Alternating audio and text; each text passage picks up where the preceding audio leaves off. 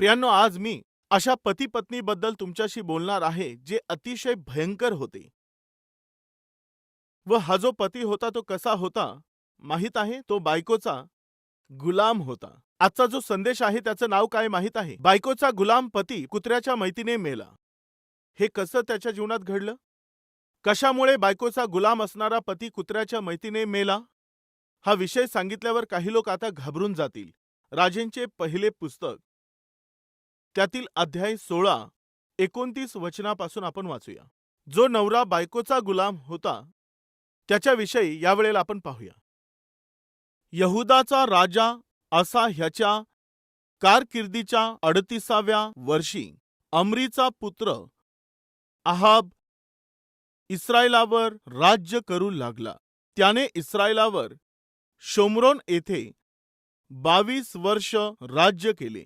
अमरीचा पुत्र अहाब ह्याने परमेश्वराच्या दृष्टीने जे वाईट ते केले. आपल्या पूर्वी होऊन गेलेल्या सर्वांपेक्षा अधिक वाईट वर्तन त्याने केले. नबाटाचा पुत्र यराबाम ह्याच्या पापकर्माचे अनुकरण करणे ही क्षुल्लक गोष्ट आहे असे त्याला वाटले. त्याने सिदोन्यांचा राजा एतबाल ह्याची कन्या इजबेल हिच्याशी लग्न केले आणि तो बाल मूर्तींची सेवा व पूजा करू लागला.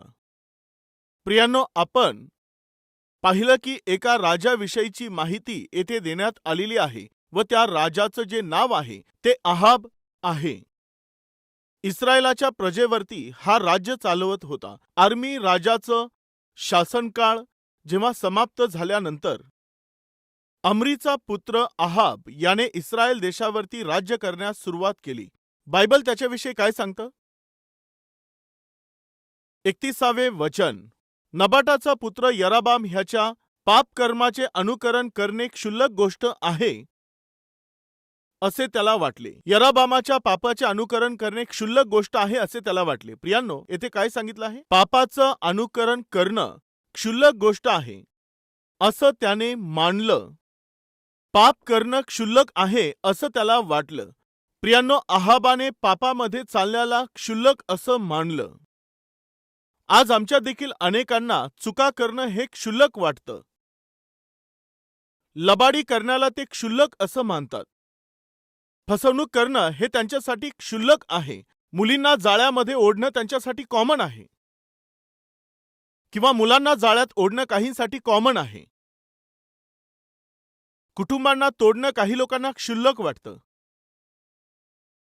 अन्यायाने धन मिळवणं हे त्यांना कॉमन वाटतं.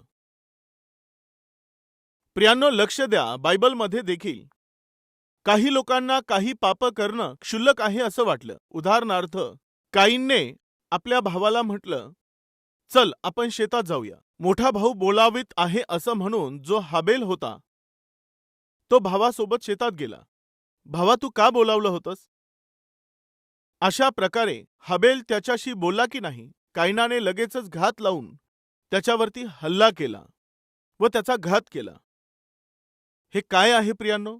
स्वतःच्या भावाला, जो नीतिमान व्यक्ती होता, चांगला व्यक्ती होता, किती सहजपणे त्याने मारलं. प्रियांनो, माझ्या ओळखीतील एक पोलीस ऑफिसर आहेत. DSP व्यक्ती ते आहेत.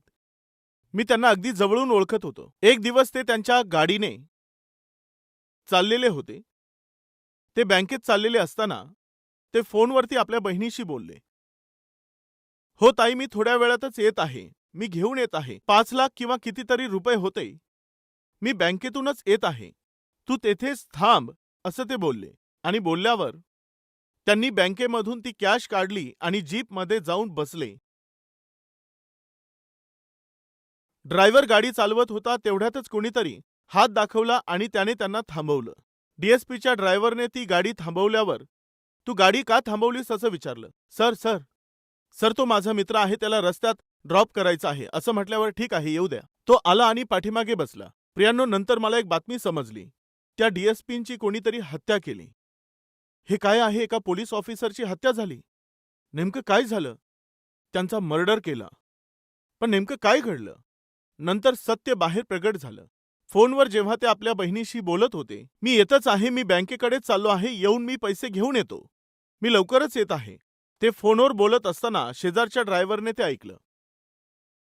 लगेचच त्याने आपल्या एका मित्राला फोन केला, ऐक, तू सरांच्या पाठीमागे येऊन बस आणि त्यांना पाठीमागून तू धर, काहीतरी दोरी टाकून पाठीमागून त्यांना तू खेच आणि तू त्यांना मारून टाक, म्हणजे आपल्याला ते पैसे मिळतील. प्रियांनो, असं त्यांनी त्या पोलिसाला मारून टाकलं. केवळ 5 लाख रुपयांसाठी त्या दुष्टाने त्या पोलीस ऑफिसरला मारलं. एवढं सोपं आहे का प्रियांनो?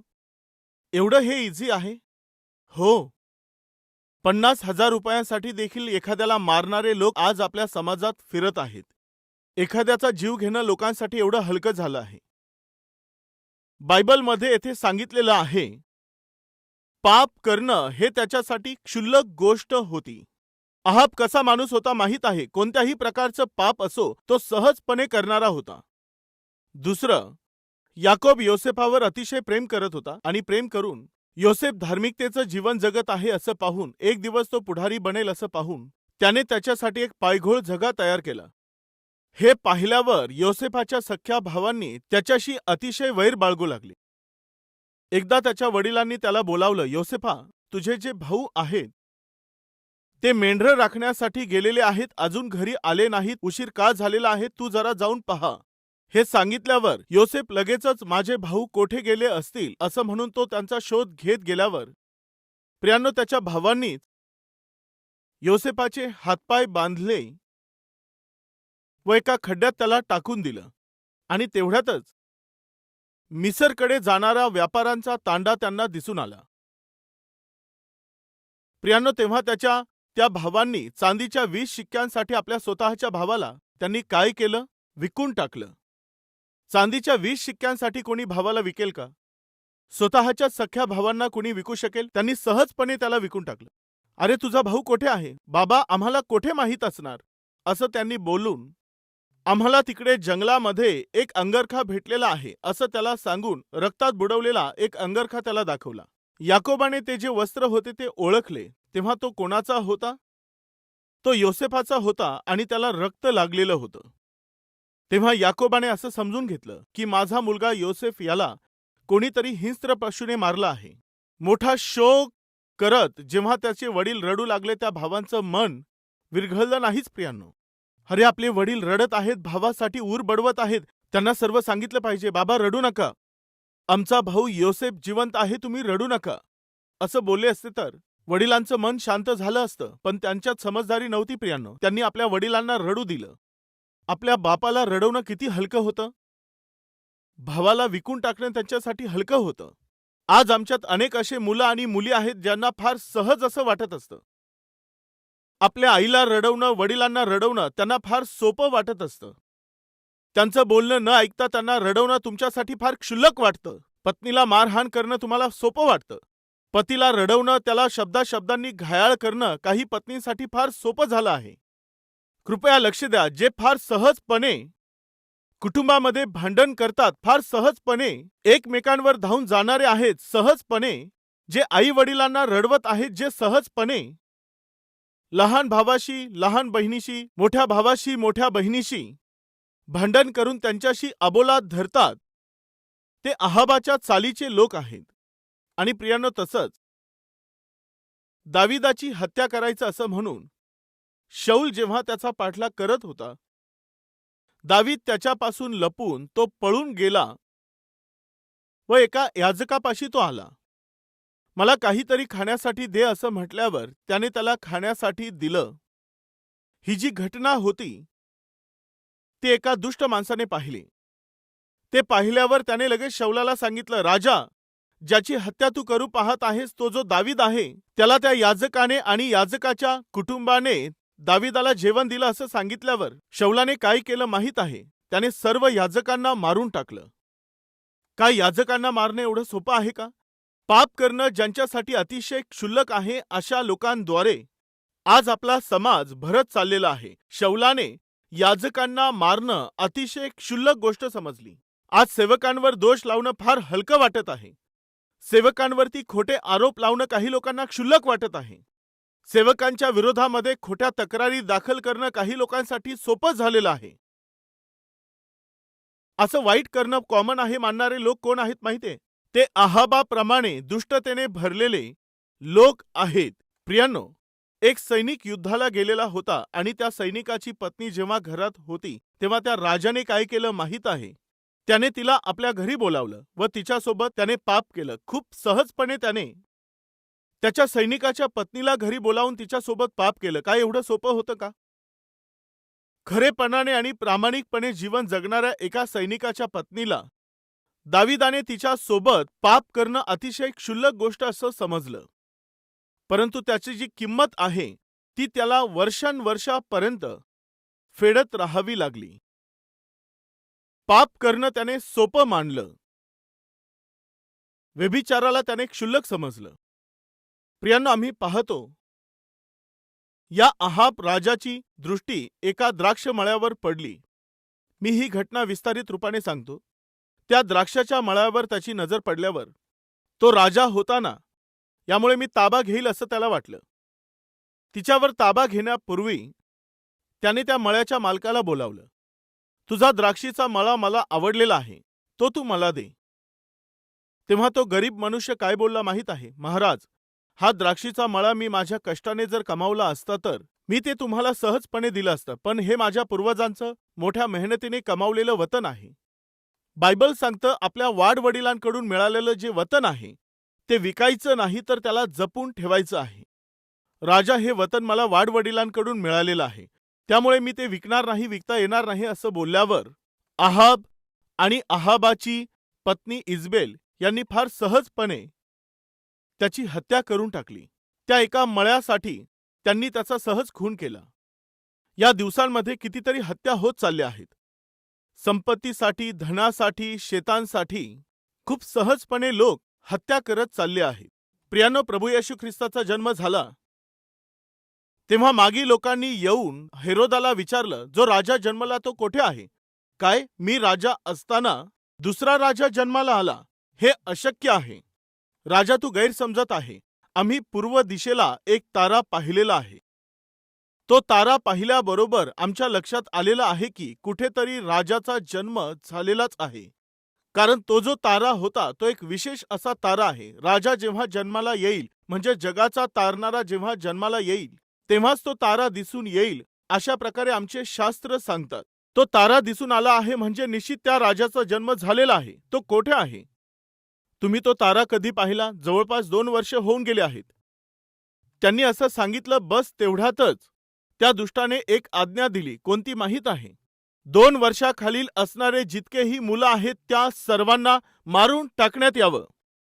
त्या दिवशी कोणत्याही नगरामध्ये जर पाहिलं 2 वर्षाखालील असलेल्या सर्व लेकरांना मारून टाकण्यात आलं. कोणी? हेरोदाने. प्रियांनो, एवढं सोपं होतं? एवढं सोपं होतं का? हो. काही लोकांना आपल्या जीवनामध्ये चुका करणं, पाप करणं अतिशय क्षुल्लक वाटतं. एकेकाळी ब्ल्यू फिल्म पाहायची किंवा अश्लील पिक्चर पाहायचे असतील तर ते फार अवघड वाटायचं. त्या ब्ल्यू फिल्मचे जे व्हिडिओ कॅसेट आहेत त्या सहजपणे कुठेही उपलब्ध होत नव्हत्या. कुठेतरी 100पैकी 1 जण ते विकत असायचा आणि तेही लपून देत असायचे. ते जर प्ले करायचे असतील तर त्यासाठी व्हीसीआरची गरज होती किंवा व्हीसीपी लागत होता. तेव्हा व्हिडिओ कॅसेट प्लेअर हे भाडोत्री मिळत असायचे. भाडं त्यांना द्यावं लागायचं. एखादा अश्लील पिक्चर पाहायचं असेल तर एवढं कठीण त्यावेळेला होतं.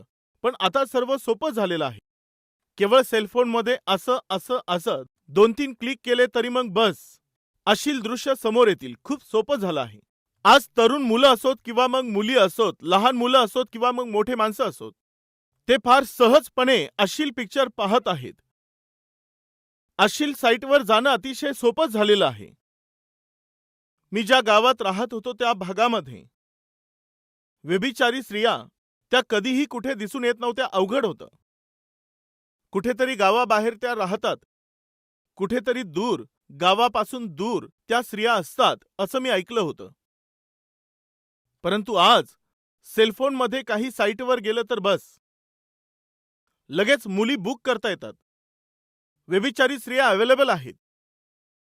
दुःखाची बाब अशी आहे की पूर्वी लॉजची रूम बुक करायची असेल तर ती 24 तासासाठी बुक करावी लागायची. त्या रूममध्ये तुम्ही 24 तास राहा किंवा नका राहू, पण तुम्हाला 24 तासाचं जे बिल आहे ते सर्वचं सर्व बिल तुम्हाला द्यावं लागेल. मग ते 1000 असेल, 2000 असेल किंवा 5000 असेल, द्यावं लागेल. पण आता इझी मेथड आली आहे. 24 तासांचं पूर्ण भाडं देण्याची तुम्हाला गरज नाही. तुम्ही 2 तासासाठी बुक करू शकता किंवा 1 तासाचं भाडं देऊ शकता. 500 रुपयात देखील रूम बुक करता येईल. इझी झालं आहे. किती इझी आहे. मी काय सांगू इच्छित आहे की एक मनुष्य जेव्हा पाप करण्याचं ठरवतो आणि जेव्हा तो पापाचा गुलाम बनतो, तेव्हा तो सहजपणे पाप करण्याचं धाडस करू लागतो. लोक जेव्हा दुष्ट आत्म्याच्या द्वारे त्या पापी आत्म्याच्या द्वारे भरल्या जातात तेव्हा त्यांना ते सोपं वाटतं. एक दिवस एक आंटी येऊन सांगू लागली, पास्टर, माझा जो मुलगा आहे त्याचं वैवाहिक जीवन ठीक नाहीये. का, काय झालं? लग्न होऊन 1 महिना झालेला आहे, पण लगेचच त्याने पत्नीला माहेरी पाठवलं. किती सोपं आहे. लग्न होऊन 1 महिना झाला नाही तर तिला माहेरी पाठवलं. निघून जा आपल्या घरी असं बोलला. अहो, हे काय, लग्न होऊन 1च महिना झाला आहे ना? हो, 1च महिना झाला, पण दोघांमध्ये भांडण झालं. त्यांच्यात भांडण झाल्यामुळे माझ्या मुलाने तिला माहेरी पाठवून दिलं. जा तुझ्या माहेरी असं तो बोलला. भांडण कशावरून झालं? सुनेने नाश्ता करण्यासाठी इडलीचं पीठ तयार केलं. सकाळी उठल्यावर माझा मुलगा डोसा बनवायला सांगितलं आणि माझ्या सुनेने इडली तयार केली. मी डोसा बनवायला सांगून देखील तू इडली का बनवलीस असं बोलून लगेचच तो तिच्याशी भांडून तिला घरातून हकलून दिलं. किती सोपं आहे ना? काय 1 महिन्यातच असं लग्न तुटतं का? आज घटस्फोट घेणं देखील एवढं सोपं झालेलं आहे. मला तुझी गरज नाही, बस झालं. हे काय आहे प्रियांनो? लग्नाच्या बाबतीत देखील हेच पाहायला मिळत आहे. आई वडिलांनाही सांगणार नाही, नातलगांना कळू देणार नाही, 4 भिंतीच्या आत लग्न करून घेणार. एक दिवस एक बहीण येऊन सांगू लागली, पास्टर, माझं लग्न आता मोडलं आहे. ज्याच्याशी मी लग्न केलं त्याने मला फसवलं आहे. तो बोलला तुला कोणाला सांगायचं ते सांग, मला काय करावं समजत नाहीये. असं म्हणून ती बहीण खूप रडू लागली. ताई, काय तुझ्या आईवडिलांनी लग्न लावून दिलं ना? नाही ब्रदर, आमचं लव्ह मॅरेज झालेलं आहे. अच्छा, तुमचं लव्ह मॅरेज आहे का? बरं, ठीक आहे. लग्न करत असताना कमीत कमी फोटो घेतलेत ना? हो, फोटो घेतलेत पास्टर. ते फोटो तू चांगले ठेवलेस ना? ते माझ्या मोबाईलमध्ये नाहीयेत, ते त्याच्या मोबाईलमध्ये आहेत. किती मूर्ख मुलगी आहे. तू लग्न केलंय याचा पुरावा म्हणून फोटोही घेतले नाहीस का? ते फोटो सर्व त्याने त्याच्याकडेच ठेवले. तो तर धूर्तच आहे. पास्टर, सगळे फोटो त्याच्याकडेच आहेत. ठीक आहे बहिणी, कमीत कमी फ्रेंड्स आहेत ना? तुम्ही लव्ह मॅरेज केलं म्हणजे कमीत कमी फ्रेंड्स असतील. अहो पास्टर, आम्ही आमच्या लग्नात ना फ्रेंड्सला देखील बोलावलं नाही. बरं ठीक आहे, कमीत कमी रजिस्टर तर केलं ना? नाही ना पास्टर. बहिणी, कमीत कमी हे सांग की लग्न तरी कोठे झालं? आमच्या बेडरूम मध्ये झालं. कोठे झालं म्हणते लग्न? बेडरूम मध्ये झालं. 4 भिंतीच्या आतच झालं पास्टर. त्याने चांगली हातावर तुरी दिली. काय केलं त्याने? तिला सोडून पळून गेला. किती मूर्खपणाचं वागणं आहे. एवढं सोपं आहे का? बेडरूम मध्ये कुठे लग्न होतं? प्रियांनो, मी काय सांगू इच्छित आहे, आजचा जो माणूस आहे तो मूल्य विसरून जगत आहे. लग्न कुठे? बेडरूम मध्ये. व्यभिचार करणं तर अतिशय सोपं झालेलं आहे. अश्लील पिक्चर पाहणं आज अतिशय सोपं झालेलं आहे. घटस्फोट देणं म्हणजे सोपं झालेलं आहे. लग्न करणं आज किती सोपं होऊन गेलेलं आहे. मुलांना जन्म देणं देखील आज सोपं होऊन गेलेलं आहे. एकदा एक भाऊ माझ्याकडे एक स्वीट बॉक्स घेऊन आला. मी विचारलं, काय आहे? पास्टर साहेब, माझं लग्न आहे असं तो बोलला. त्याने वेडिंग कार्ड आणलेलं होतं. तो बोलला, पास्टर, माझं लग्न होत आहे. मी आनंदाने त्याला आशीर्वाद दिला आणि वेडिंग कार्ड घेऊन त्याला पाठवलं. 5-6 महिने झाल्यानंतर तो पुन्हा माझ्याकडे आला आणि पुन्हा स्वीट बॉक्स घेऊन आला.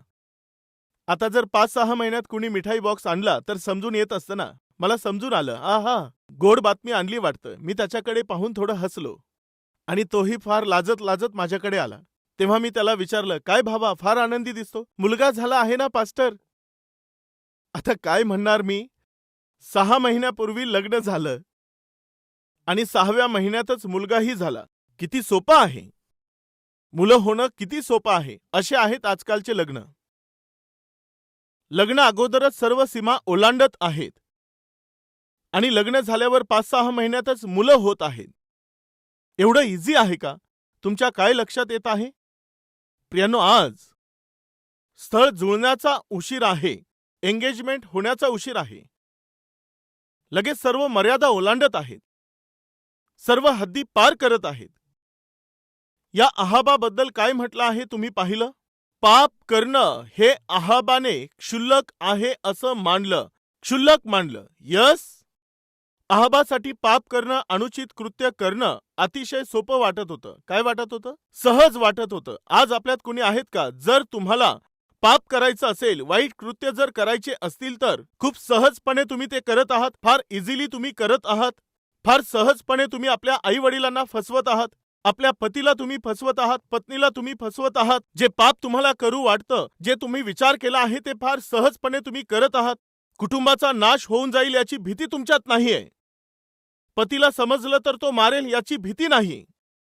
पत्नीला काही समजलं तरी ती सोडून जाईल याची भीती नाही. आई वडिलांना समजलं तर त्यांना रडावं लागेल याचं भय नाही. तुम्ही आज जी चूक आणि जे पाप करू पाहत आहात ते फार सहजपणे आणि निर्भयपणे करत आहात. तर ऐका, एक दिवस कुत्र्याच्या मैतीने तुम्हाला मरावं लागेल हे सत्य तुम्ही विसरू नका. अहाब हा कुत्र्याच्या मैतीने मेला. आज आपल्यात कुणी आहेत का जे खूप सहजपणे, खूप इझिली पाप करणारे असे कुणी आहेत का? देव पाहत आहे याची भीती न बाळगता, जे पाप करत आहे त्याचा दंड मिळेल याचं भय न बाळगता, निर्भय होऊन पाप करणारे लोक जर कोणी असतील तर कृपया ऐका, देव निश्चित तुम्हाला त्याचा दंड देईल हे विसरू नये. परंतु तुम्हाला शिक्षा करण्या अगोदर तो त्याच्या संदेशांद्वारे तुम्हाला सावध करत आहे. कदाचित असू शकतं परमेश्वराने आज तुमचे पापी कृत्य पाहिलेले आहेत. तुम्ही फार सहजपणे पाप करत असाल. आज एका स्त्रीकडे जात आहात, उद्या दुसरीकडे आणि पुढच्या दिवशी आणखी दुसरीकडे जात आहात. खूप सहजपणे तुम्ही तुमचं जे शरीर आहे ते व्यभिचाराला सोपवत आहात. तुम्ही ते बॉयफ्रेंडला देत आहात, गर्लफ्रेंडच्या हाती देत आहात, परपुरुषाच्या हाती देत आहात. सहजपणे अन्यायाने अधर्माची तुम्ही कमाई करत चाललेले आहात. लोकांना दगा देऊन, लोकांची फसवणूक करून सहजपणे इझी पैसे कमवत आहात. लाखो आणि करोडो रुपये त्यांच्याकडून लुटत आहात. तर ऐका, देवाने ते सर्व पाहिलेलं आहे, यामुळे तो तुम्हाला सावध करत आहे. एक भयंकर मरण येणार आहे, सावध व्हा व तुम्ही पश्चाताप करा.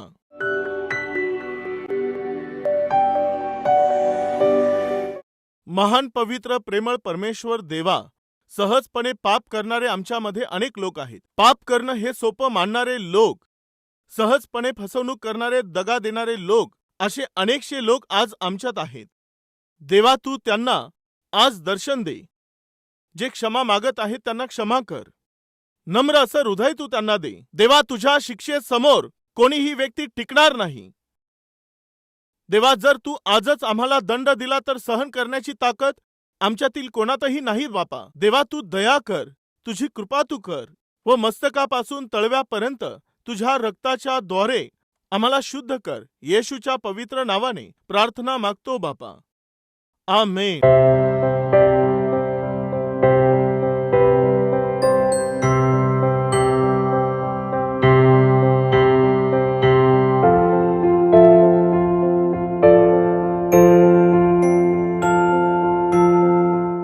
Address Calvary, Post Box number 30, Kokatpalli, Hyderabad 72.